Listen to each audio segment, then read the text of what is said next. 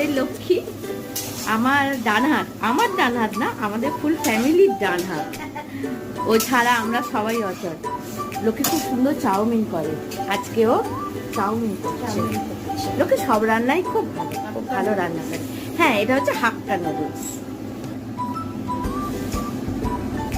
সব ভেজে রেখে দিয়েছে। স্পাইসি হবে, একটু তেল দিলে একটু ভালোও লাগে। বেশি শুকনো একদম এই হয়ে থাকবে।